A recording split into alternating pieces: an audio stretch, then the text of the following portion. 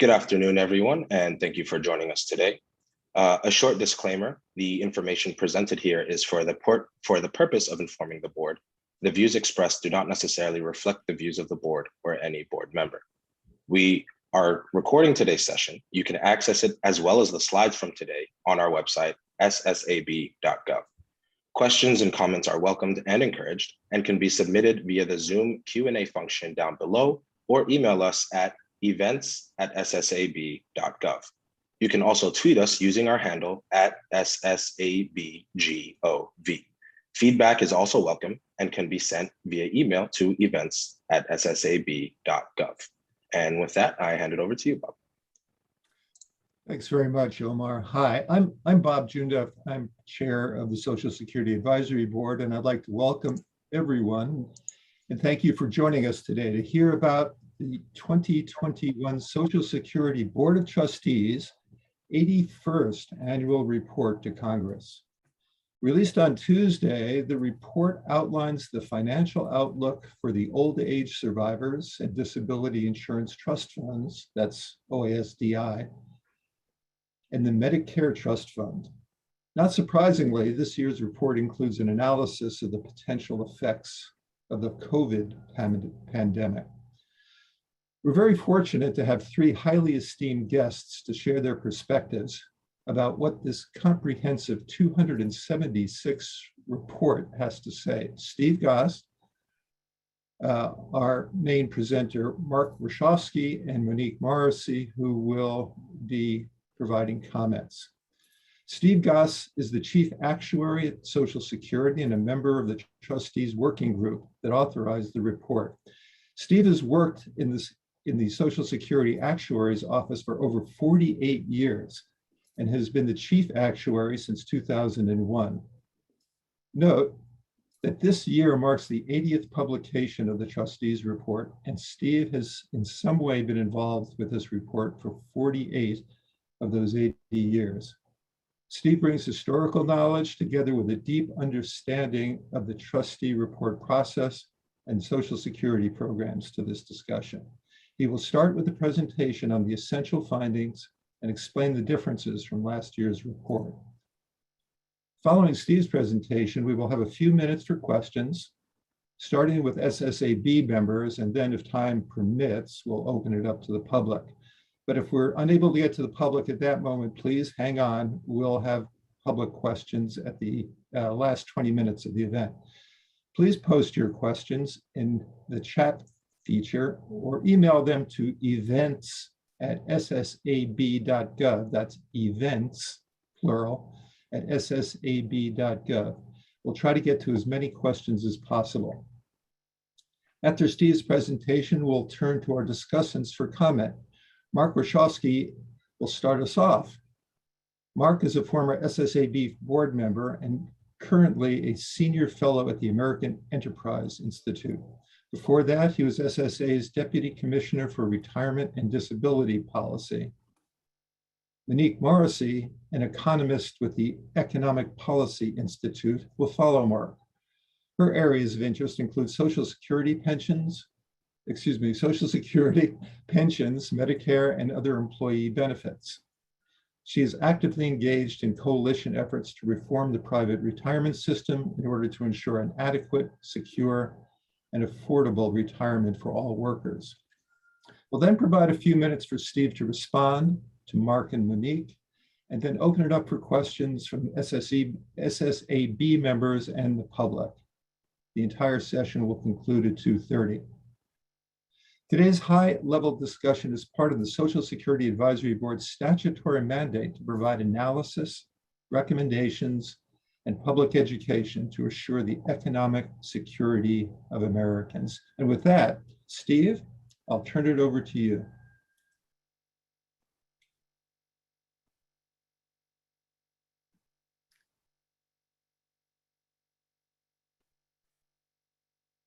Steve, we can't hear you. Thank you, Bob. Thank you very much for the very nice introduction, and much looking forward to the discussion today. Yes, my job here will be to try to share with you basically what the trustees have come up with this year. We obviously have worked very closely with them on this and develop the methodologies, make recommendations for the assumptions. Karen Glenn's with us today, as well as many other folks from our Office of the Chief Actuary, and also definitely to indicate that we have staff from all of the other members of the Board of Trustees involved in this process. So let's see, I think Conway, you might have control of the slides. If you could flip us to the next one, please. Great. Just to review, you all know that the trustees report, as Bob indicated, has been coming out every year since 1941. The legislative mandate for it is that it tell the Congress about what happened in the most recent year, expectations for the next 5 years, and the actuarial status of the trust funds. Do we have enough money coming in to be able to cover all the benefits over a long-term future period? So on the next slide, we can give you a little taste for the changes that were made in this year's trustees report. As Bob said, this year's trustees report did indeed reflect our best assumptions about the implications of the COVID pandemic and ensuing recession, for which there was not time to include in the prior trustees report in 2020. The basic high points of the implications of the pandemic are, as you all well know, we had lower employment and earnings in the near term. Oops, could we, yeah, stay on slide 3. Yeah, thank you, Conway.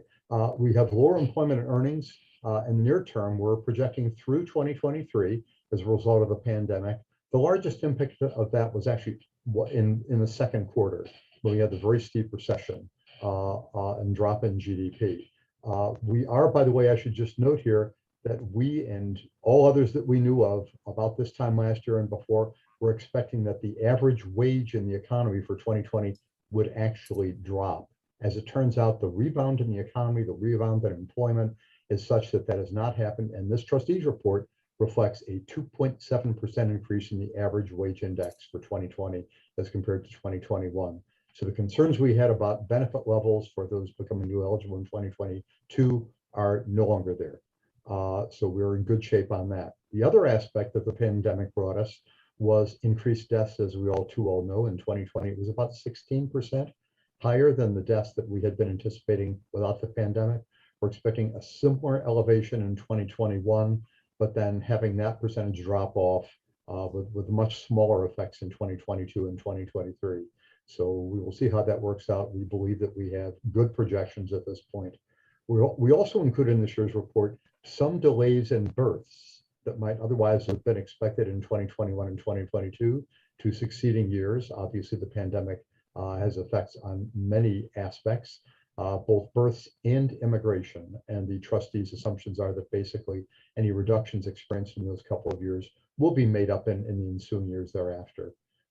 We also, as many are aware, I know the board is, we talked before, that applications for Social Security benefits have been lower than expectation and into 2021 in addition, and particularly for disability. These also are having an effect. The one item that is truly a permanent impact that we're assuming in this year's trustees report from the pandemic is a 1% shift down in the level of worker productivity and therefore aggregate GDP for all future years. This is not something new. We had a several percentage drop ultimately assumed from the Great Recession that occurred back in 2007 to 2009. So on the next slide, we get beyond just the immediate effects of the pandemic. Conway, if you could flip to the next slide, please. Slide 4. Conway, I don't know if we can get to the next slide. Sorry, I'm trying to, but it's locked. 1 second. Oh. Is that the next one, That Steve? is very good. Slide number 4. Thank you very much. Okay, So sure. the primary longer term changes in this year's report, not really related to the pandemic. The first one of some interest to note, first of all, note that in the 2020 trustees report, the trustees decided to alter the long-term assumption to lower birth rates from what they had been assumed to be. In the 2020 report, birth rates were reaching 2.0 children per woman as early as 2030 and staying there thereafter. In this year's report, I'm sorry, in the 2019 report, they were reaching 2.0. And then in the 2020 trustees report, they were changed to reach 1.95 and stay at that level throughout the end of the 75-year period. For this year's report, we have instituted, in part due to some good counsel from the last Social Security Advisory Board, a new approach towards doing mortality projections on a cohort basis rather than on a year-by-year aggregate basis. As a result of doing it that way, we actually have lower birth rates being projected through 2036, gradually rising up towards a slightly higher ultimate total fertility rate of 2.0 in 2056. And the net effect of those two actually is a slight worsening of the actual balance relative to where we were in the prior year's TR. We think we just have a more rational approach on this. Employment as a share of the population, we're projecting to be basically the same as last year. We have something on that later. I hope we'll have time to be able to get to it. Death rates, in addition to the effects from the pandemic, which we're viewing to be temporary, we have added or really carved out a separate category for dementia, because dementia has been a large and growing reason for deaths at higher ages. And that has been included in the all other category to this point. So we and the trustees felt it was important to pull that out and look at that separately. One other item is from our friends at Office of Tax Analysis at Treasury. They provide us information based on actual micro records for income tax returns. And they have indicated that they are seeing and expecting somewhat lower taxation of benefits revenues relative to our benefit levels. We have that reflected in our long-term projections as well. And finally, we had a number of methods changes, largely relating to average benefit levels. So on the next slide, hoping the flipping will work. Thank you very much. Okay, on the next slide, so what are the implications in terms of one metric many people look at very much, which is the timing of trust fund reserve depletion. The pandemic recession had influence over this primarily in the next 10 to 20 years because we're viewing the effects to be temporary. The combined OESI and DI trust fund reserve depletion date has moved to 2034, 1 year earlier than 2035 and last year's trustees report. The OESI alone, just a single OESI trust fund, which is separate, is moved also 1 year earlier from 2034 to 2033. The DI reserve depletion date is moved actually 8 years earlier from 2065 to 2057. And of course, it's moved to a greater extent because there are more years in which any increases in cost in this year's projection will be acting upon it by the time we get out to 2057. And also, when we see the trust fund ratios, you'll see the decline in the trust funds for DI is much shallower than it is for OESI. So any little change can potentially have a bigger effect on a year-by-year basis. So on the next slide, we show you a little bit of what the actual implications are for the actuarial balance, another aspect of what we look at for the actual status of the program. As usual, you're all familiar from year to year. Valuation period. My dog, when we change the valuation period from one year to the next, we always add on one extra year of the 75-year period. That tends to be a deficit year, so it increases the actual deficit this year by 0.06. We had a small change on legislation, and that is from the current administration saying that it fully intends and will be fully restoring and maintaining the DACA program. That, of course, is a little bit in question now in the courts, but at the time the trustees report was put together, that was taken to be solid, so we have that in the report. On the demographic data and assumptions and methods, you can see very little net effect, as I mentioned already. The effect on the fertility assumptions are about the 0.01 that you see here. The other changes that are being made by dementia and other cause of death considerations in immigration, and that are not really having a significant effect. On the economic data and assumptions, that's a little bit more effect. There are 0.09 negative. We actually did make a very substantial change in our labor force model and unemployment rate, which again, largely net each other out in terms of their effect. We have slightly faster real growth rate in average earnings because of changes in the view of the trustees on employer-sponsored group health insurance premium levels. Those two are to the positive, but they were more than outweighed by things like lower level of real interest rates in the near term, the 1 percentage point lower level of labor productivity and GDP that we're assuming as of 2020 and thereafter, and also the level of revenue from taxation of benefits. Those are among the items that have caused us to have that small negative. Finally, we do have some changes explained more fully in the trustees report. If we had 20 hours, not 20 minutes, we could get more deeply into this, but we had a number of methodology improvements, we always say, largely related to benefit levels, and those tended in this particular year to end up creating a little bit more of a negative on the actual deficit. Over long periods, our methods changes, I'm glad to say, have tended to balance out from one year to the next. So this year just happens to be one with an increased deficit. On the next slide, we have a little bit of a comparison just to show you that pandemic effects are not something that anybody should say is a brand new thing, because off the chief actuary we did as a result of pressure from our auditors at the end of the last trustees report, we did do a sort of an update to the 2020 trustees report reflecting our best estimate of pandemic effects. And you can see where we were in that middle column. And in fact, in terms of reserve depletion dates for the combined fund and for OESI, they're the same as we have in the current report. So we were pretty good on that update in the trustees report. With the extra time and information available since then, the numbers are not really a lot different. On the next slide, you see a little bit of what's happening to the trust fund ratios. Already mentioned the reserve depletion dates. And so you can see the impact here that the change in the reserve depletion dates as the trust fund ratios are coming down for the combined fund and for OESI are a little bit different 1 year earlier. And you can see by looking at the dashed blue line versus the solid blue line for DI that it's a good bit earlier because of the longer period of time for negative effects to affect. And also, as you can see, sort of the shallower sort of steepness of decline of the trust funds than we have for the OESI and for the combined funds. So on the next slide, you can see another thing which hopefully you all are familiar with, we've seen from time to time. This is just expression of the income, non-interest income, and the expenditures or cost for the OSDI program as a percentage of our tax base, our taxable payroll. And obviously, as always, the income line is largely the payroll tax rate, so that's pretty flat. The cost rate is rising, obviously, as it has been for quite some time since 2008 up through 2040. And we illustrate here the fact that if, in fact, current law prevails and persists, we will not have reserves still available in 2034. So the actual expenditures from the program will have to drop down to what the continuing revenue coming is. And we would have the, as indicated in the box on the right, a 22% reduction in the amount of revenue available to cover the intended scheduled benefits. And that would drop to 74% as the ratio of available revenue to the scheduled benefits by the time we get to 2095.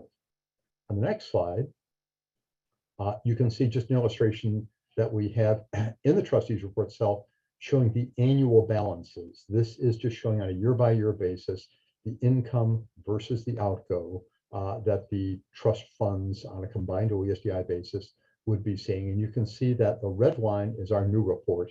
And you can see that our annual balance is a little more negative through the largest part of the period. And that is really due to a number of causes. The change in the productivity, the change in the taxation of benefits issues, and also our change in our methods for average benefits. Interestingly, you will notice that then there is a crossover towards the end of the period here. And that's really because of the new methodology for birth rates, even though for the 75-year periods as a whole, our change in birth rate assumptions and methods this year is a negative. Towards the end of the period, as we get back towards an expectation of getting back to sort of what has historically been a more normal level of 2.0 birth rates, then that pulls up this annual balance a little bit, and it pulls it up to something more nearly where we were in last year's trustees report. So on the next slide, you can see it's something we also like to talk about. There's not just the so-called solvency of the program, will we have enough money, but there's also the question of sustainability. This just illustrates that, in fact, the cost of the program after we get to the level of around 2040 is going to be pretty stable at 6% of GDP. So the question, remember the intent of the report, it's to advise Congress on whether or not we have a shortfall and what they should do about it. This just illustrates to them that this is not a program that is out of control and will have ever increasing costs. Once we get to the 2040 level, we'll have a level shift on the cost. And that's something they'll have to deal with, either lowering the cost or raising the revenue coming in. And on the next slide, you can see, again, as we've oftentimes shown, the reason why we're having that level shift up between 2008 and 2040. And it's really because of the changing age distribution of the population, largely due to the drop in birth rates after the baby boom period. That's why we like to show the blue and red lines, this ratio of 65 and older population to working age 20 to 64 population. Had the birth rate stayed at around 3.0 long-term historical before 1965, or 3.3 that it averaged during the baby boom period, we would be looking at this ratio not really jumping up between 2008 and 2030, 2040. And as a result, we would not see our cost rates jumping up similarly. So just to keep in mind, the big increase in cost we have coming and that we're engaged in now is really due to the changing age distribution by and large. Next slide. We're just showing you a little illustration of sort of a new look at the total fertility rate. Looking at the total fertility rate, not on a year-by-year basis, which includes women of all ages in the given year, which can be influenced very much by what current events are. This instead looks at what the cohort total fertility rate is, the completed cohort fertility rate for a given generation of women born in years across the x-axis here. And you can see that that's actually been rising for women born in 1970 to date, and even under our relatively negative near-term assumptions for birth rates, that will continue to rise for a while before going down. You can see in our projections, we are projecting a period where we will have completed total fertility rates less than 2.0 before then coming back up to it. So on the next slide, keeping in mind the time we have here with very little time left, on death rates, here you see what has been happening with death rates, the long recognized 2009 to 2019 sort of flattening of the decline in death rates and the unfortunate distortion that we have from the pandemic. Here you can see the 16% we're assuming for 2020, and for 2021, we're assuming about 15%. And hats off to the trustees here for sort of understanding and anticipating that Delta variant would be coming. We're hoping that Lambda and Mu are not going to be serious effects. Time will tell. Our projections here may have to be varied for the next trustees report. We will see. So on the next slide, this is just a little illustration of what happens to the employment rates. I'm happy to tell you that our projections of employment have really been quite good over recent trustees reports, and the changes that we made in our labor force model, which actually brought the labor force down by including the most recent full economic cycle ending 2019 into that. Over that same period, we tended to have lower unemployment rates. So matching the two of them together, we end up with very similar overall employment rates to what we had in the last trustees report. Interestingly, though, the model though is showing a little bit of a lessening of the gap between male and female, or should I say between men and women in terms of their employment rates. So on the next slide, you can see here just a little illustration of the degree to which GDP and labor productivity was assumed to be negatively affected on a long-term basis from 2010 trustees report, which did not include the Great Recession, to the 2020 trustees report, which fully reflected the Great Recession. We're assuming another 1% drop in the sort of level of productivity and GDP that will be possible in the future. We're hopeful that won't happen. We're hopeful things will even be better than that, but you can see it's a modest change relative to what we had post the Great Recession. On the next slide, we have a little bit of an illustration. We have a couple of slides here that sort of illustrate what's going on with disability rates. Quite interesting. So I should note that our ultimate disability incidence rate of 5 per 1,000 is retained the same in this year's report as it has been in the prior several reports. But you can see what's been happening with disability receipt. These are the disability determination service applications, how these have been trending down in general, but since 2010 peak, how much these have been dropping essentially at all ages. It's really quite remarkable how much we've been seeing applications drop. On the next slide, we see another sort of look at the disability receipts now sort of combined all ages, where we were at about 1.5 million prior to the Great Recession. It, of course, leapt up in the Great Recession, but then it has come down to extraordinarily low levels now, well below the 1.5 million level. In 2020, of course, you see the applications dropped, as we understand has occurred during the pandemic. But even prior to that, for years starting, say, 2016, we've seen really very low levels of disability receipt. And of course, many theories on that. One, of course, is that changing nature of work in our economy, and there may be more of that coming. So we will see how this is going to be going in the future. There's an enormous question of whether or not this rather large rise back up to the application level shown here for the 2021 trustees report and prior trustees reports, whether that would be realized. Our expectations in recent past reports have, of course, not been realized.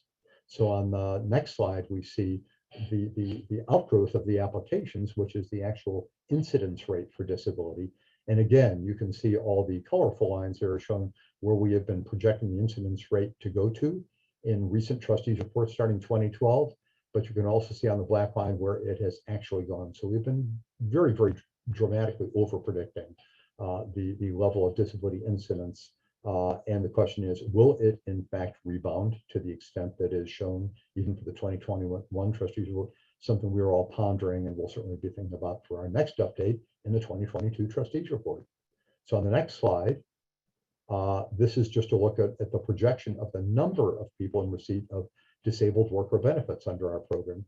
You can see back in 2010, or is it 2008 trustees report, the black line, where we were projecting before any understanding that the Great Recession was about to hit us. And we were expecting that number was going to keep growing. Well, you can see it grow a little bit more than that because of the recession up through about 2013, 2014. But the degree to which it has fallen below the 2008 expectations is really quite dramatic.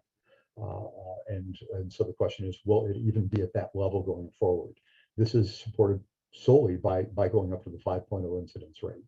And on the next slide, we have the one other item. This is our sort of our message to Congress, which is that given the shortfalls that we are showing here, which will the shortfall in terms of ability to fully pay benefits starting in 2034 on a combined basis, 2033 for OESI, the Congress is going to have to work with us to find out the ways that they collectively prefer to either reduce benefits by about a fourth, to increase revenue by about a third from what is scheduled, or some combination of the two, which has been typical of the past. So we look forward, obviously, to working with not only the SSAB, but all of you, and certainly with members of Congress on getting to that point.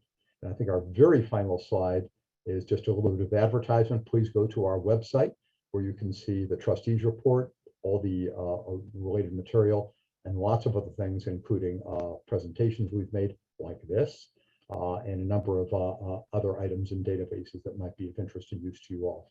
So thanks a lot again, Bob, for the invitation, and I pass the baton back to you at this point.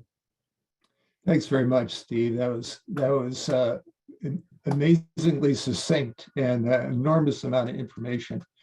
And so right now I'm going to hand it over to board members who may have questions. I'll start with board member Nancy Altman. Nancy, do you have a question? Thanks, Bob, and Steve, thank you for that, that very informative presentation. I have two quick questions. One is, obviously, our assumptions about income inequality have an effect on revenue. Are your assumptions that it will grow, it'll sort of stay what it is right now, or it will reduce over time? When you talk about income inequality, I think our best rendition that I believe is the sort of degree of differentiation of earnings levels across the workers in our economy. We see that obviously in that item of the share of all covered earnings that fall below our taxable maximum. We are projecting that share of all covered earnings that fall below our taxable maximum will ultimately reach at about 82.5%, as we have for the last several trustees reports. In leading up to the current pandemic, it has been in fact higher than that for several years. In the pandemic, I believe what we have for this year's trustees report, we might have dipped for 2020 a little bit below that, but that's really because of the extraordinary effects on the nature of employment during 2020. Unfortunately, folks with relatively lower earnings levels in 2020 tended to be more affected than folks with higher earnings levels, like I assume everybody on this call. And most of us have been working continuously through this period, and therefore that's why the average wage did not drop. And it's also why the earnings distribution has shifted a little bit higher than had been anticipated. And that, of course, means that the percentage of all of the earnings that fall above our taxable maximum and not taxed is a little bit higher for 2020. But we do expect that that will resolve itself as we move back towards full employment by 2023. So in other words, it'll increase a little bit, but then it will level off. Is that the assumption? In other words, about 83% to 82.5 or something, and then stay. Is that, am I understanding that? That's the assumption that we have been having for a long time now. And ever since about 2000, those ratios, the percentage taxable, has been really quite stable. I do know that others have been expecting that the trends that we saw from 1983 to 2000, where there was about a drop because of great increasing dispersion of earnings levels. Many people have been assuming that that would reassert itself, and we'll see a lot more of that in the future. But we have not been really seeing that since about the year 2000. And at this point, we are not projecting that there will be a great increase in dispersion in the future.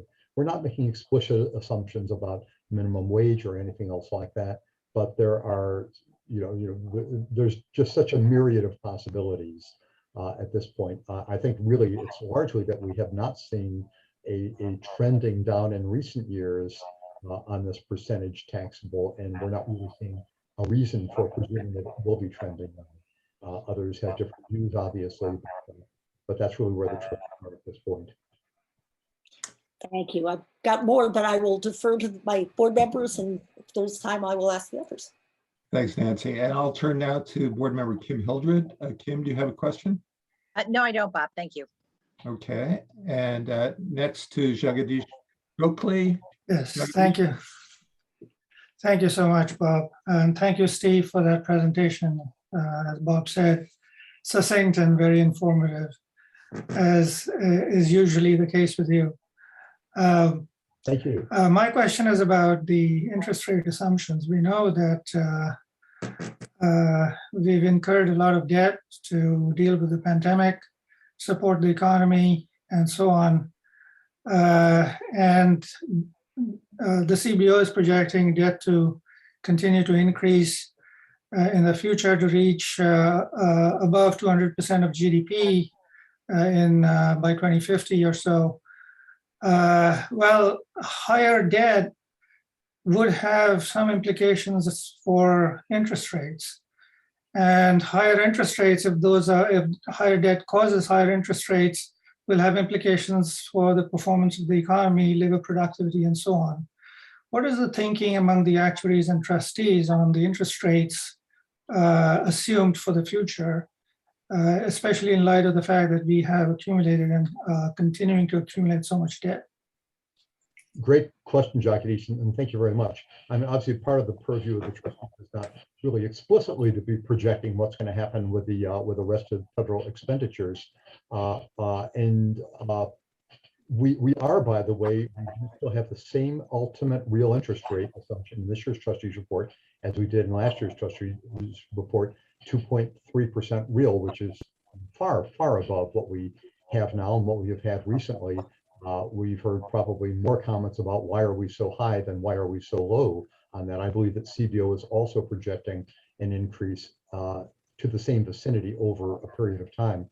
Regarding the elevation of the debt to GDP, I believe it was Mark Goldwein on a CRFB presentation a couple of days ago who actually commented on the 200% of GDP. And he even commented that, in fact, that 200% of GDP is elevated to the extent it is by way of that special assumption that all of the shortfalls now projected for Social Security and Medicare will be accounted for by a change in law, which we've never seen before. But we'll have a change in law which will provide general fund to the trust funds to fully fulfill all of those shortfalls. Of course, that's never happened before. It's not in the law. And so I think we should probably take, I would say, with salt that 200% of GDP.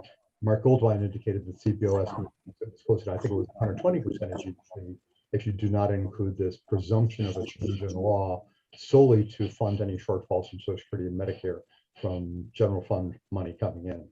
So I think probably that's perhaps somewhat less of a concern. I guess another observation on this, and this is very near term, and we look to hear from you, Jagadish, and everybody else, but we've been seeing quite a bit of increase in federal debt here recently. Interest rates are still incredibly low. I think as you know, we tend to look not just at the closed economy US, but also what's happening in the world as a whole. And until there's really, sort of demand for borrowing and investment around the world, we may not see the kind of increase in interest rates that we'd otherwise see. But I'm glad you raised the question, because we're used to much more often hearing, why are we going so high on interest rates? Thank you. Steve, my question has to do with the rate of disability applications. And I know you mentioned a number of factors that were taken into account, and that there's been a trend over the last 10 years, really, in decrease in applications. I think that's what you mentioned. My question has to do with the effect of offices being closed during the pandemic, and whether you took into account the effect of increased difficulty in applying for benefits that occurred as a result of that. Well, thanks, Bob. There's a little question, but that certainly is a factor here. But as is too often the case when something changes course, there are so many different factors here. There's also the indication of the relief payments that have been available, encouraging people perhaps not to file for benefits as quickly as they might otherwise do. We know in fact, in the Great Recession, where we did see an elevation of disability applications, we didn't really see that occurring until after the extended unemployment was done. Now, we are at this point now starting to see a reduction and elimination of the extended unemployment relief payments. And so will we start to see the surge up in disability applications? We're not seeing that exactly yet, but it is something we are anticipating, and that's very much built into the assumptions here. So we're expecting that to come back. And there is the further question, though, of the changing nature of work in the economy, something we're paying very, very closely. If you look even what's happened in 2020, as we saw in the graph earlier in a little presentation, this is really just continuing the trend we've seen since 2010. So the extent to which disability applications and incidence rates will be coming back to our current ultimate assumptions is something we are very carefully reviewing. As we all know, the nature of work in our economy has been changing a lot. And how much will that be accelerated by the pandemic? It appears as though there could be a fair amount. So great question, but we wish we could break down exactly what factors have caused the reduction in application disability to occur. But I should mention also, we have similarly seen a reduction on retirement benefit claims. So it's not just disability, but also for retirement claims, which of course are much more easy to enter into the system. We have one more minute. So Nancy, you said you had a follow-up question. Would you like to give it a go? Sure. Steve, I was, and this time just my ignorance, I was surprised when the restoration of DACA had a cost. I thought that when we the DACA brought in revenue, and so I was curious that it was a negative 0.01% of taxable payroll.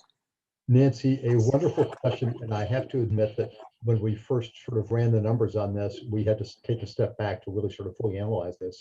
And when DACA first came in, when the individuals involved were very, very young, that was a substantial factor, because not only when they were very young, when we were going to bring in DACA, would we start to have these young people for the rest of their lives contributing to our system and later getting benefits, but also they would be, by retaining in the country and not leaving, they would be here. And one of the biggest effects, as we all know from immigration, is that immigrants tend to have children when they're in childbearing ages.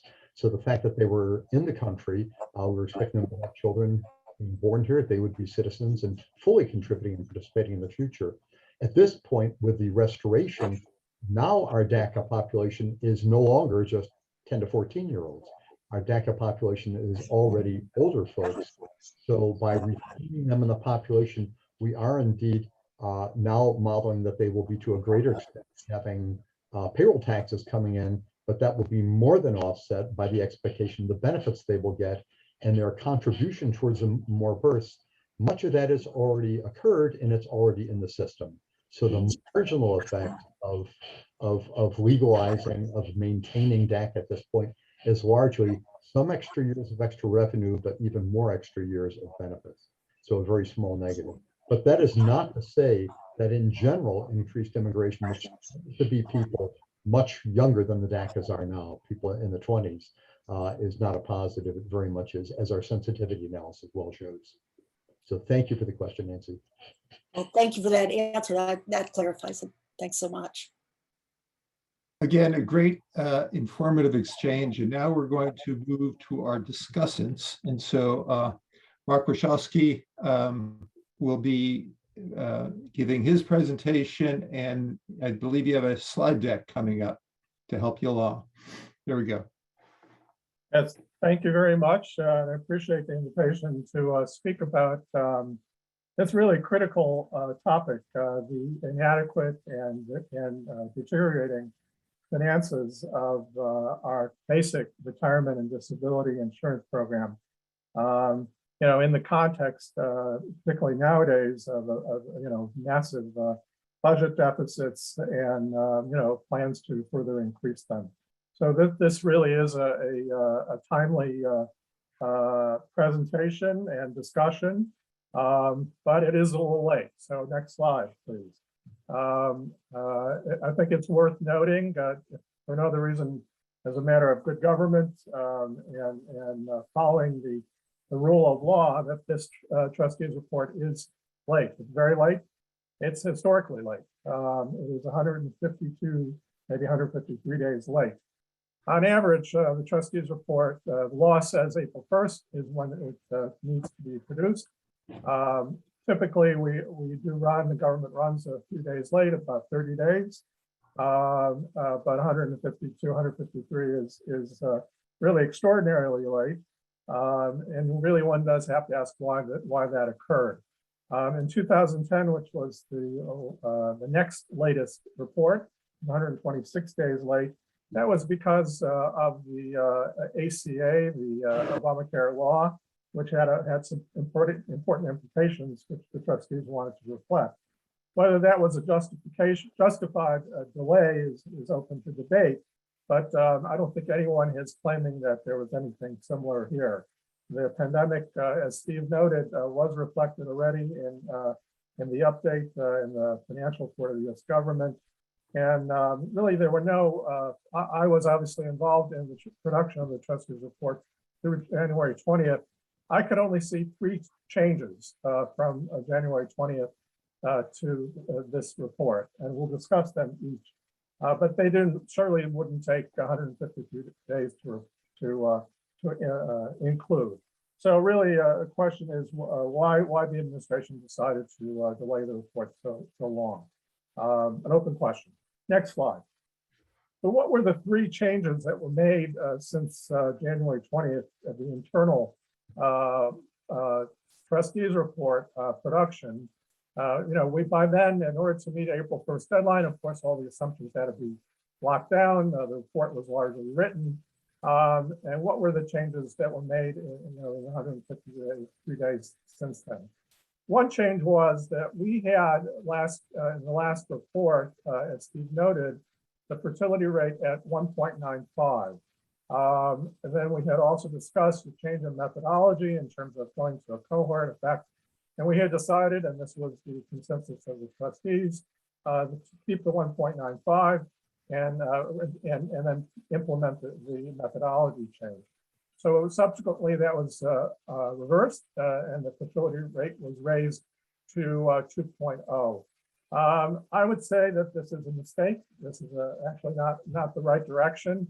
You see in this chart the really remarkable decline in the fertility rate over the last 15 years. In 2020, the fertility rate is 1.65, but it's been declining.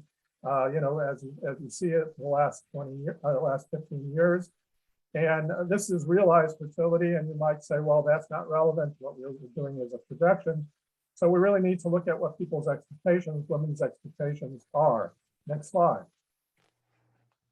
This is based on survey information and other analysis. This was based on a report, research that was funded by the Social Security Administration through Boston College. Will women catch up to their fertility expectations? And this is looking at what women's expectations are, young women, for their future years. And we see a decline in expectations of about 0.3%, as well as the decline in actual number of children born to these women, young women ages 20 to 24. So that the current expectation for these young women is 2.1 children, which you might say, well, then 2.0 is not that far off. But the difference between expectations and realizations is pretty large. Next slide. When you look at past realizations and past expectations, and you control for all sorts of factors, marriage, religion, race, education, et cetera, really you get a gap between expectations and realizations of about 0.4 to 0.5%. So if you were to look at the 2.1 expectation of current young women and the a reasonable expectation of what the realization will be, you basically get 1.6, 1.7 as a reasonable expectation of fertility going forward. And we are in the trustees report projecting 2.0. And that makes a big difference, not in terms of the exhaustion date, because it's capped, it has an impact over a very long period of time, but it does make a big difference in terms of the actuarial shortfall from 3.4 all the way up 3.4, 3.5, up to 4.2 if you get a 1.7 fertility rate. A very big difference. So 2.0 is really going in the wrong direction from what we had last year, 1.95. It also shows up, as Steve noted at the very end of the projection period, where you have basically an improvement in the finances of the program because of this 2.0 fertility. I think that's not a realistic or reasonable projection for the program going forward. And this, of course, is not just for Prosperity. It leads out into Medicare and other areas of projections of government. So it's a very important assumption. Next slide. The other change, which I think has already been noted, from January 20th to today's report, is related to this DACA issue. And I think Steve did mention, in July of the 16th, the federal court basically declared DACA illegal or not meeting the legal standards. And so in a sense, what was changed in the report has to be changed again. That was not reflected in the report, even though it was prior to the release of the report. I think a broader issue is how immigration is handled in the report and the assumption regarding immigration. We do it in terms of numbers, and admittedly, the data is messy, and it's hard to follow. But the trustees really don't change those numbers very much from year to year, and I think that's a methodological mistake. Policy has a big impact here, and you see that in this slide. That the impact of the Trump administration, whether you agree with it or don't agree with it, immigration policy had a big impact on immigration to the United States. And presumably it will happen in the opposite direction with the Biden administration policy. And I think that should be reflected in the trustees report. Policy should be reflected. I know it is reflected in other areas, and it should be reflected in immigration as well. In general, the numbers in the trustees report are a little higher than this. It's about 1,300, 1.3 million. And as we see in these numbers, it's more a little bit on the order of 1 million or less. So the numbers in the trustees report are a little on the high side, but I think the larger point is the reflection of policy needs to be done. And then next slide. The other change, which I noted, this may seem very minor, and it certainly was, the removal of a footnote is a minor thing in the big scheme of things, but it's actually very important. And that is last year's person report and since 2014, there was a very small footnote in the report which made a reference to an appendix in the Medicare trustees report, which basically noted the very important interaction of the trust fund with the government budget. In this is a report that footnote was removed. I would say that, given the budget deficits and given the impending insolvency of the program, this is exactly the wrong time to remove that emphasis in the report. And it's just showing, using some concrete coalition analysis of Social Security data, which was very generously shared with me. I'll just sort of share these last two graphs. One shows the projected publicly held debt owing to Social Security. As the trust fund declines, we're still paying benefits. We're redeeming bonds from the trust fund. Those bonds have to be issued by the federal government and as publicly held debt, and interest has to be paid on that. And that's what you see in the orange bars. By the time of the exhaustion of the trust fund in 2034, the increase in public debt is $6 trillion. Now, the $1 trillion seems to be thrown around a lot these days. There's not much money, but it is, and really there is a reasonable question: is what is the capacity of the markets, of the government, of investors in terms of accepting more and more public debt? And it's an open question. I don't think I don't have an answer, but more is getting into the danger zone, and the Congress and the public need to know that, and that's why I think that little footnote was important in the trustees report. Next slide. This is another way of looking at it. This is debt financing of Social Security. We've already been going cash flow negative since 2010, and that continues. And then we're redeeming debt starting next year, and that will happen through 2034. And then that debt will continue to increase because we have to pay interest on it. So that's what again, the orange line shows, that comes to about by the end of the projection period to almost 25% of GDP. And again, that's significant. And we see the increase in the blue line, the solid blue line, in terms of interest on the public debt due to the Social Security program and the redemption of the trust fund bonds and the payment of interest on that outstanding debt, which is at 1% of GDP.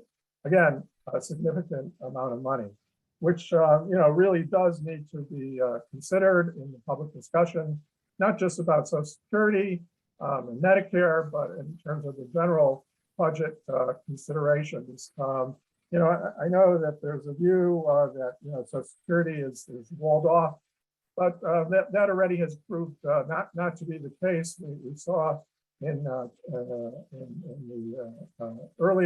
the last recession, we had a partial holiday of the trust of the payroll tax, which was made up by general revenue.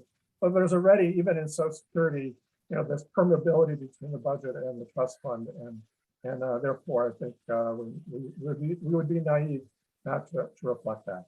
So, Thanks, Mark. Could we wrap it up? We're kind of near the end of your time. Further discussion. Thank you. Thanks very much. Appreciate it. Now we'll turn to Monique Morrissey. Monique.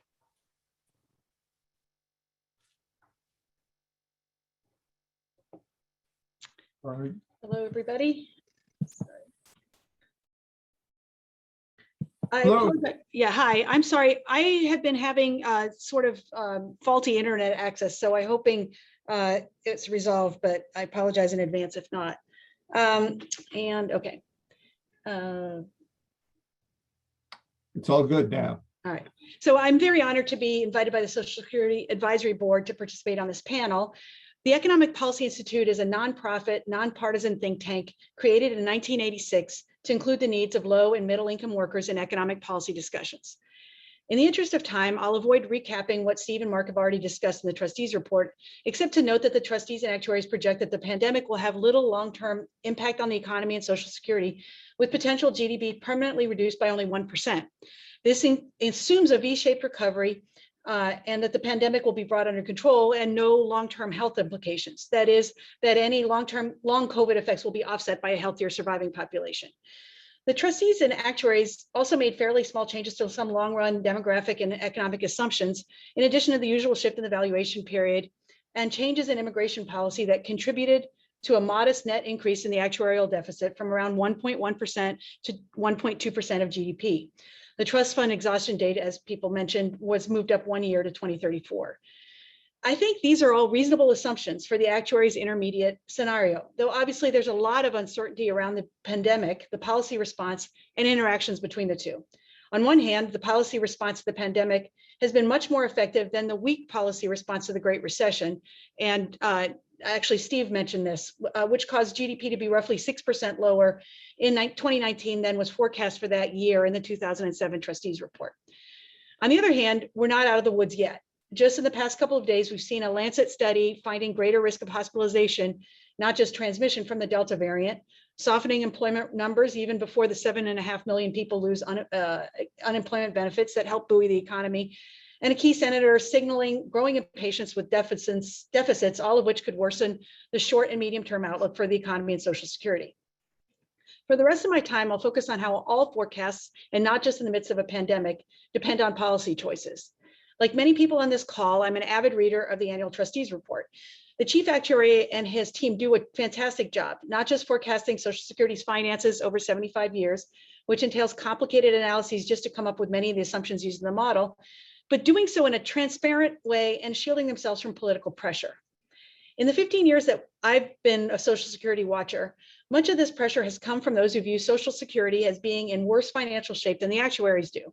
In particular, those who've raised alarms about rising life expectancy and disability incidents. Simply by presenting facts, the actuarial team has helped us move on from these concerns. Life expectancy has, of course, risen, but mortality improvements at younger ages can offset the negative impacts on the system's finances of rising life expectancy at older ages. Reasonable people can differ about the actuary's projections of mortality improvements for different age groups going forward, but Steve and his team have clearly shown that the main factor driving up costs has not been rising life expectancy, but rather the aging of the large baby boomer cohort, a one-time event we planned for by building up the trust fund after the 1983 amendments. The ongoing boomer retirement is why costs will rise from around 5% to 6% of GDP before leveling off. And this is something that Steve also mentioned or emphasized in his presentation, that there's no inexorable increase in costs. It'll level off. In the case of disability, rising incidence was also driven in the past by women's increasing labor force participation and a gradual increase in the full retirement age when disabled beneficiaries transition to retirement. Both trends, of course, were good for Social Security's finances, even if they contributed to rising disability take-up. More recently, there's been a drop-off in take-up, again, that Steve mentioned, which I think is a much bigger concern, even if it's good for the Social Security's finances. This appears driven by people not accessing benefits they need rather than health, primarily from health improvements or other positive factors. So I'm very worried about that. While I commend Steve and his team for avoiding politics, I reluctantly suggest that they may no longer be able to completely ignore policy, at least not in discussions about assumptions, stochastic projections, and alternative low cost and high cost scenarios found toward the back of the trustees' reports. Until recently, there's been a conceit among many economists and actuaries who feel obliged to follow their lead that economic projections are based on future potential GDP, occasionally interrupted by recessions. So this is a distinction between long run and short run. And since recessions are unpredictable, they may or may not be explicitly factored into these baseline projections. In other words, the implicit assumption is that policymakers keep the economy at or close to full employment, reviving it quickly when it stumbles. By extension, this assumes that historical outcomes generally reflect capacity limits determined by the size of the labor force and by productivity growth, which in turn are exogenous factors largely out of policymakers' control. In other words, when contemplating the lackluster performance of the macroeconomy in recent years, even before the pandemic, and other economic factors negatively affecting Social Security, including stagnating wages for many workers and rising inequality, the question is typically framed as whether these are transitory or permanent deviations from long-run trends, not how they're driven by policy choices. At least that's how forecasters at Social Security, the Congressional Budget Office, and other government agencies generally operate, even as many mainstream economists have accepted that for much of the recent past, including the slow recovery from the Great Recession, the US and global economy have operated well below potential.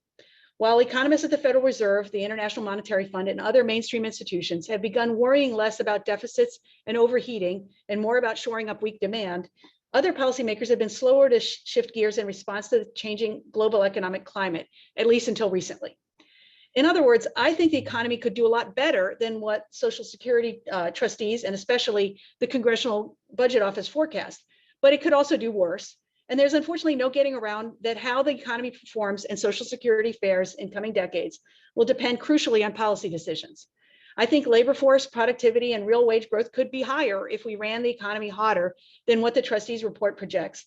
And policymaking seems to be moving in this direction. But I also worry that interest rates and inflation could remain low in a global economy characterized by secular stagnation, which would, all else equal, have somewhat negative implications for Social Security's finances. A much bigger concern for me, anyhow, is political polarization and gridlock with implications for effective policymaking. Policy choices will affect most of the assumptions in this report, whether it's the fertility rate mentioned by Mark, which will likely be boosted if the child tax credit is made permanent, women's labor force participation, which would also be affected by the child tax credit and also paid leave policies, immigration levels, we've already discussed those, and how much healthcare costs eat into taxable payroll. A major downside risk is global warming, which could have catastrophic human and economic impacts. I don't blame the trustees and actuaries for not wanting to wade into these muddy waters, and I'm certainly not suggesting that they jump in head first. But realistically, the future of Social Security, our economy, and society will depend on policy decisions, and maybe we should acknowledge this. Thank you. And thank you, Monique. These are fantastic comments, and I know Steve is getting ready to give his response to these observations. Steve. Well, thank you, Bob, and I hope you can hear me. I'm not sure what's going on with my mic. Yeah, you've had a little problem with your mic. It's been a bit garbled, but I think we can carry on. Sorry, but well, thank you very much. Wonderful comments. Thank you very much. And first, to Monique's point, Monique, I'm happy to share, just didn't have time in the opening remarks to indicate that, in fact, we did make a change in the latter part of the trustees report. Our stochastic analysis, we have added parameter uncertainty to that end, which has expanded the range of potential variation that we are modeling under the stochastic analysis. We've also broadened the range on some of the individual parameters for alternatives 1 to 3. So I think we're sort of moving in that direction. No, we have not explicitly reflected global warming and some of the other possibilities here. There's certainly much in our mind. And as usual, we tend to sort of march along to see what is happening and try to model what's been happening. Obviously, though, keeping in mind what expectations are for the future. Yeah, and I think part of the reason, for example, for over a decade now, the trustees have maintained a relatively good assumption for the rate of labor productivity growth, even in the face of relatively low labor productivity growth over the last 10 to 20 years, is an expectation that we will indeed be turning the corner, do infrastructure, et cetera, and there will be changes going on in the future. So we're sort of expecting and hoping that, and I think the trustees wearing their apolitical hats have all sort of bought into that for a long time. So I think we're in pretty good shape. If I know you're running short on time, Bob, let me just take a quick shot at a couple items that Mark mentioned, because we'll take a lot of time to address all the points that Mark mentioned. One thing, first of all, I will confess to Mark that, yes, I'm happy that I had a much shorter actuarial opinion in this year's trustees report, because we did remove, the trustees decided to remove a footnote referring to the budget scoring convention conditions that Social Security and Medicare are oftentimes tied into. I guess the primary comment that really is that please everybody keep in mind what the legislative mandate is for the trustees report. It is to speak to the actuarial status of the trust funds. There are lots and lots of documents around CBO and elsewhere that do analyses of the budget, and that is fine, but the primary importance, the real reason for the trustees reports is to advise Congress on the actual status of the trust funds. Another point along those lines, by the way, I know this is in past years' actual opinions, during the time in which the trust funds are drawing down their reserves, remember, those reserves are simply an accumulation of excess revenue, of dedicated revenue that those trust funds have taken in the past. It's their savings, and then they're simply just drawing them down. When the trust funds are drawing down their reserves, that has actually zero effect on the total federal debt subject to limit. Zero effect on the total federal debt subject to limit. So I guess my assumption has always been that the markets are well capable of understanding that total federal debt is a thing, and that which is public is a part of it, and it may be an increasing part of it as the trust funds draw down. Nonetheless, the total federal debt obviously includes the amounts owed to the trust funds over time. And we believe that the federal markets are plenty smart enough to sort of understand that. But again, the bottom line here really is that the trustees' reports are about the actual status of the funds. And I think we all understand and agree that money invested into federal securities is taken to be secure and to be depended on for the purpose of the actual status of the funds. And the other point, of course, is after reserve depletion, the law does not allow, nor has there ever been, any borrowing from the general fund of the Treasury or money coming to the general fund of the Treasury. Mark did make the comment about the payroll tax reductions that were temporary. I think everybody understood at the time and still does that those were intended to be really just a very easy way for the general fund to put money in the hands of individuals. Doing that by way of payroll taxes on a paycheck by paycheck basis was a lot easier than any other way Treasury could have done it at the time. So simply by lowering the tax rates on a temporary basis back in that, what is it, 2010, 11, 12 period, and then backfilling the trust funds, saying thank you very much for doing that, was really just sort of a nice approach. Other real quick item to sort of mention is, Mark mentioned also the delay in this year's trustees report. Yes, it was much later than we would have liked. With a new administration, sometimes these things happen. I just noticed on Mark's chart that the 2017 trustees report, which I believe was the first trustees report of the prior administration, was over 100 days past its due date also. So sometimes in transitions to new administrations, a little extra time is taken to consider things. And also in 2017, there was not a pandemic to be dealing with. The pandemic and all of its implications are something that are enormous in this most recent trustees report, not addressed by the prior trustees report, and such was not necessary to be addressed back in 2017. The final little item is in terms of the birth rates. Bob, you might put together a session where we could have some long discussions about birth rates. Obviously, the latest expectation surveys are still at about 2.1 children per woman. And I think we should all understand that when people are surveyed about their view on things, whether it's consumer confidence or birth rate expectations, the way they respond will probably depend to a degree on what they see around them today. The circumstances of the late 2017 to 19, we are hopeful, as Monique was indicating, I think are probably not indicative to the kind of expectations we might see on average and in general in the future. So we will actually be expecting that our expectations may well rebound. And again, we're still above 2.0 in terms of the expectations. Immigration, Mark mentioned. Mark, I'm glad to indicate that in fact we are in the new trustees report indicating a boost to immigration following the dearth that we had over the last several years and the dearth that we're expecting near term in the pandemic. We're expecting that at least the dearth in the near term will be made up, even if not the entirety of the drop that occurred in 2017, 18, 19, 20. So I think the trustees' assumptions are responsive to that. And I would note that while some may take issue with the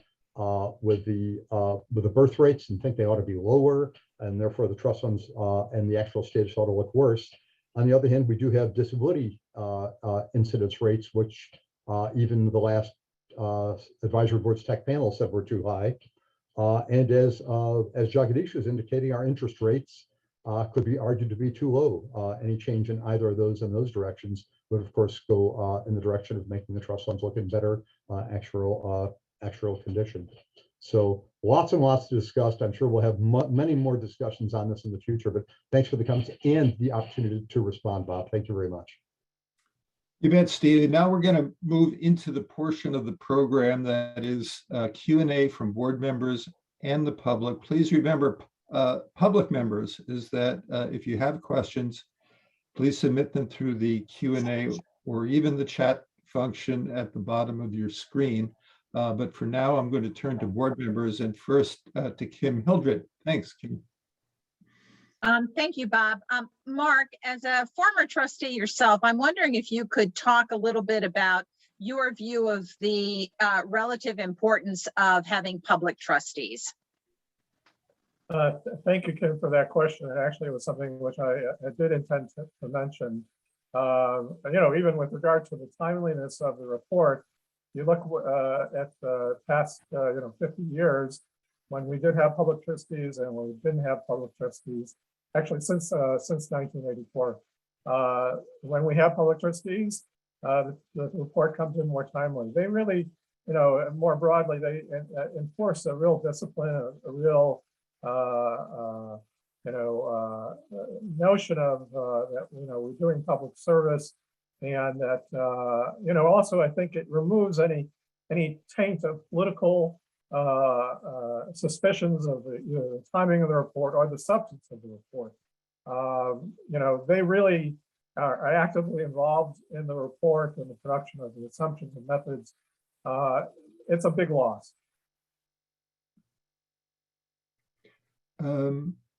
Jagadish, do you have additional questions? I do have a rejoinder to my earlier question, and then a speculative question I want to pose to anybody, Steve, or the two commenters we have, Mark and Monique. The point about interest rates is not just correlating the amount of debt and debt growth in the future to interest rates. The point is about the different economic environment that will prevail in the future, which these things are symptoms. And that future economic environment, I think, would involve lower productivity and therefore a lower tax base as well for Social Security. So things are not just, it's not just debt and interest rates, it's everything hangs together. And the point about using these symptoms is to say the future economic environment will be different enough that your current projections based on these static kind of ultimate assumptions need to be carefully considered in light of that understanding. That's the point. And then the issue about, well, if we fix Social Security's imbalance and that part of the increase in debt is taken away, interest rates won't rise. But then the remedy of increasing taxes or cutting benefits will also have impact on how the economy operates. So that's not really an out for this discussion. The other point I wanted to raise is about the emphasis that the report puts on how far relative to today, how many years do we have? It's now it used to be 2040s, 2050s, now it's come closer to 2030s, but it's still like more than a decade away. Does that kind of perversely translate into policymakers that, oh, it's far enough away, we don't need to do anything? Maybe we need to kind of think about not emphasizing the date of the trust fund depletion, but rather, as I think Mark alluded to, the impact of accumulating actuarial cost, or the total economic cost we'll have to pay the more we delay making adjustments to the program. So those are the two things I had to mention. Would anyone panelists like to respond to Jagadish's comment? Yeah, I'll just say a couple things with regard to that. I largely agree with you, Jagadish. It's true in both senses. Having this far off date can be misleading. Number one is, although in their comments, the trustees do say this, the sooner you make changes, the easier it is, because the changes have to be made, and people can accommodate those changes, by their own changes in retirement or work or savings and so on. If it happens now, as opposed to if it happens in 15 years. So I think that is true. And then the other thing is, of course, we are seeing already an impact on the government budget already since 2010 in terms of the deficits and publicly held debt. With regard to Steve's point about, the total debt is not changed. I think most market people will tell you that there's a big difference between internal government debt and marketable debt. And that is what has the biggest impact on interest rates. So, I think for all those reasons, I agree with the trustee's testimony. If I could just add, yeah, great by Jagadish, of course. On the interest rates, of course, one thing to Jagadish's point on that is we've long looked at interest rates relative to GDP growth, and people have oftentimes referred to the differentiation between those two. But do keep in mind, we've recognized for a long time now that GDP growth is not just labor productivity, it's also the growth in the population. So the extent to which we need investment and there might be demands for borrowing, pushing up interest rates in the economy has something to do not just with productivity, but really the growth in overall GDP. The growth in the workforce because of the slowdown in the growth in the working age population has changed that to a degree. So I think that's something to keep in mind in terms of the interest rates. I'd just like to say quickly that I have the opposite concerns, actually. I worry that we are not about deficit spending, but that we will, even though we've done a good job during the pandemic of spending to meet the demand problems, that going forward, we may not keep doing this as much as possible. There are politics involved. And I do think we are in a situation of secular stagnation where we should be much more worried about inadequate demand and shoring up fiscal support. On the projections, I do worry that if anything, the interest rate assumptions might be too high. I think they're going to have to, if policymaking is effective, they're going to have to be lower, sustained low interest rates just to keep demand up. So anyhow, this is, I recognize this is sort of a big debate right now among economists, and there are also other related debates about what the big, how much these things will have an effect on Social Security. It's also, I know that Jagadish is, works with on the Penn Wharton budget model, and there they worry about all these sort of indirect impacts on labor force participation, on interest rates, on the economy. I tend to worry, that the economy is not growing fast enough, and that that we could grow a lot faster, and this would help the Social Security, but that we may not have the policy, we may not continue policies that support that enough. Thanks. I'd like to move it to Nancy. Thanks, Bob. I really, this sort of way of a comment, really, but I'm interested to have the reactions of all of Steve and the two discussants. I think there are a number of factors, and I was glad that when he talked about this, that could increase fertility rates. The child tax credit looks like it will be definitely extended, eventually maybe made permanent in the reconciliation bill. Paid family leave, and that of course makes having children more affordable. Paid family leave and makes both has the impact, which also looks like is going to be in the reconciliation package, will, for the first time, a nationwide guaranteed paid family leave, also will increase, could increase for women's labor force participation, as well as perhaps increase fertility. There's a third factor that is could also increase fertility for, I think, not good reasons, but that is we are all witnessing the end of legalized nationwide for safe abortions. And my guess is that will result in higher fertility rate of people who have unwanted pregnancies that they carry to term.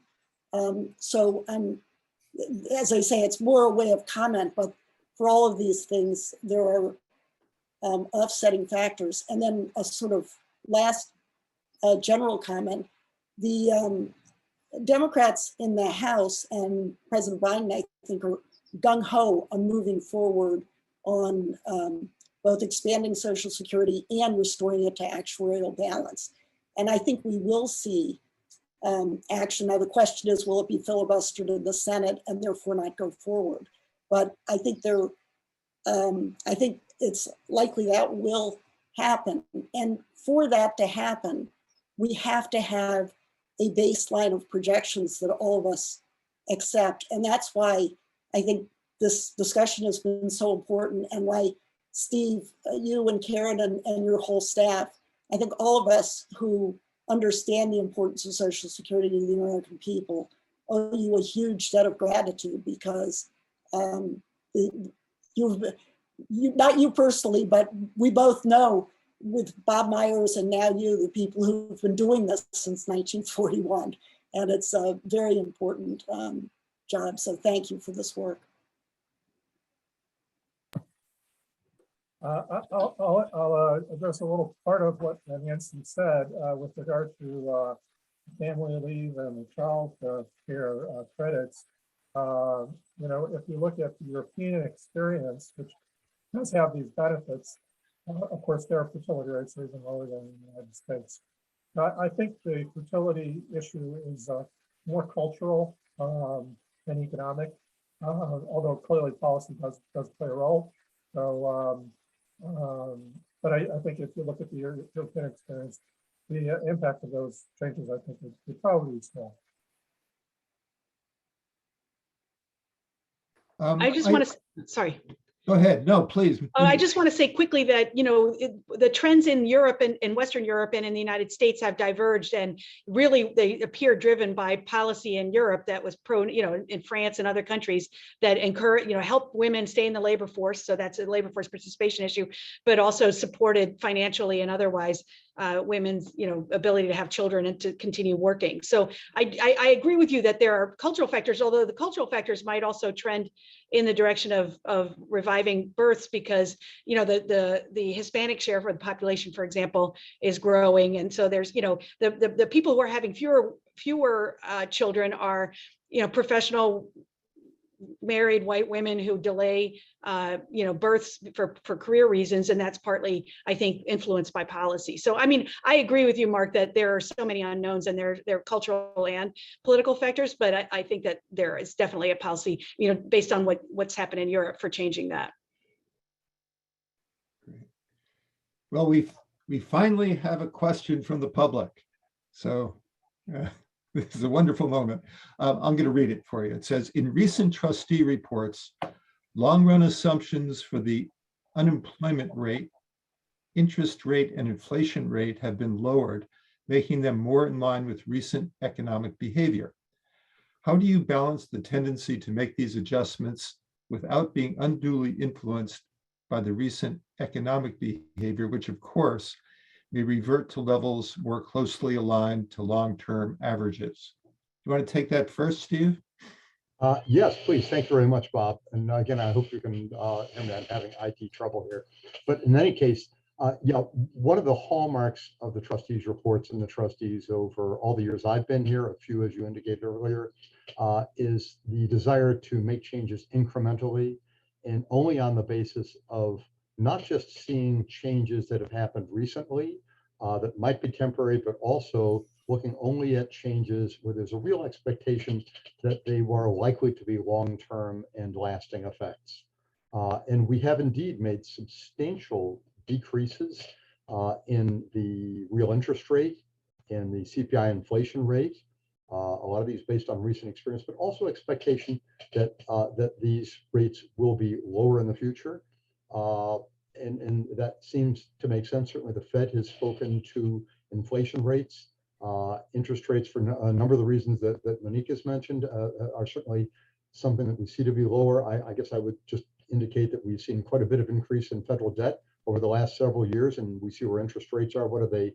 Negative real interest rates now. So it's not clear that interest rates are likely to go dramatically higher.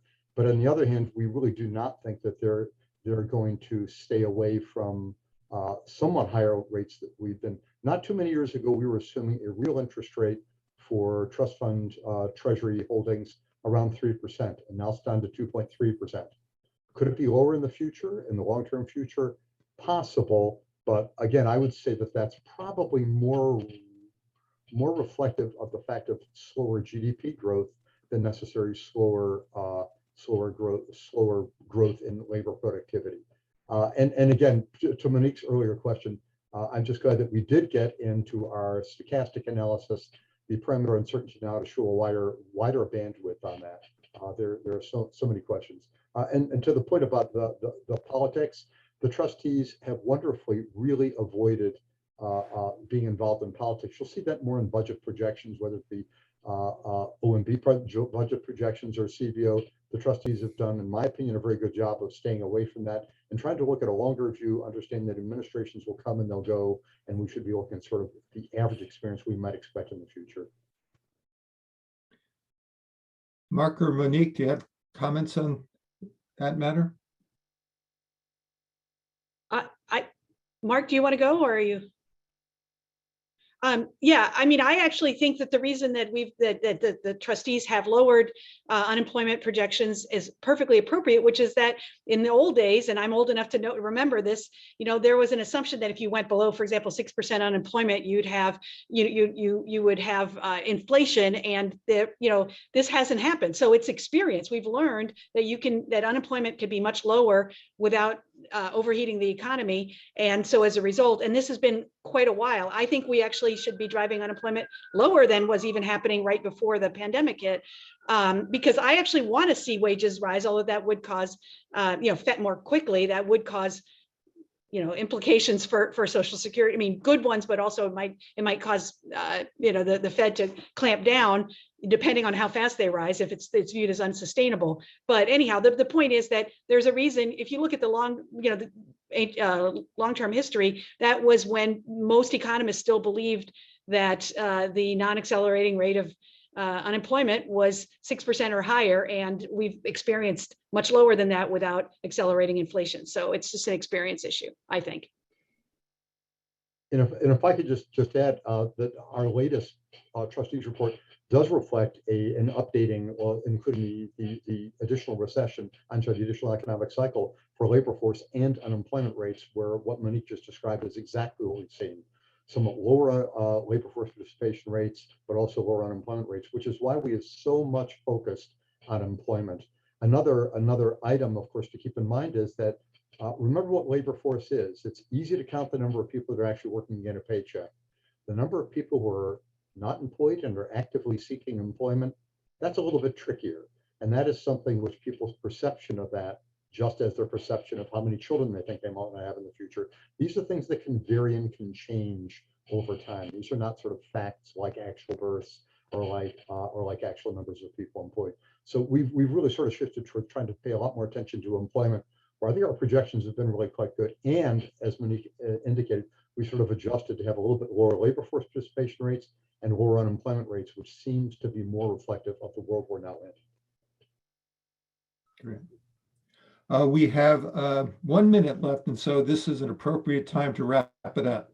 I want to thank Steve, Monique, and Mark for being with us today and sharing your extensive expertise and knowledge. I've certainly benefited by this discussion, and I know the board has and will continue to. And so unless there are any other comments from board members, I think we will call it a wrap. Okay, thanks very much again. And we will see you next time. Bye-bye.